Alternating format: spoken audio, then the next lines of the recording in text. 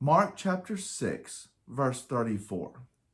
When Jesus went ashore, he saw a large crowd, and he felt compassion for them because they were like sheep without a shepherd. Over the last 20 years of my life, I have spent a good deal of time taking care of animals. While none of those have specifically included sheep, I can still tell you from experience that they are lost without a caretaker.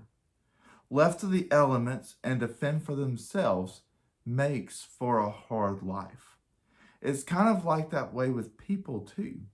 Something happens in your life and you wake up and everything has changed. Your entire world has shifted and you feel helpless and alone, lost without a caretaker and left to the elements to fend for yourselves. Watching this election and society in general, I sometimes feel that our society is lacking the fundamentals of empathy and sympathy. In this story from Mark, the disciples that were with Jesus didn't feel too welcoming to the crowd waiting on the shore that day. They had been involved in intense ministry and were exhausted. Like many of us, they were overworked and very tired. They had their own issues and problems to contend with.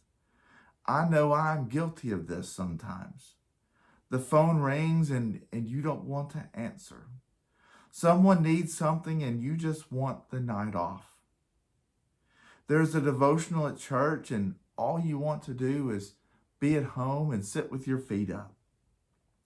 Jesus, probably more tired, had the opposite response. He opened himself up to them and moved to help them. He had compassion on them. Compassion is one of the distinguishing characteristics of God.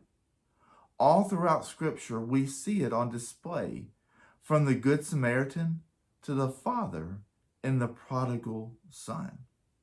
And on this particular day, surrounded by such a large, hungry crowd, it's what made him willing to welcome the multitude that even his disciples were hoping to wish away. Compassion does so much more than merely feel. It takes action. It compels us to be willing to be inconvenienced. When was the last time you felt stirred in your heart toward the issues someone else was struggling with to help them handle? Enough to move towards them to help them. If you and I truly want to follow the example of Jesus, we'll step ashore into each new day with our radar up for where other people are hurting and in need. We will see the stewardship of our time as an opportunity to put his love into practice. I challenge you each day to step outside of your bubble and to be more aware of what is going on around you with others. I guarantee there are people close to you that are hurting and carrying more than what they think they can handle.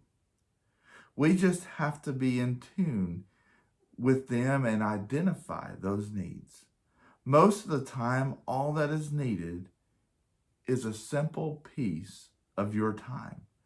Colossians chapter 3 verse 2 reads, "And those who have been chosen by God, holy and beloved, put on a heart of compassion, kindness, humility, gentleness, and patience."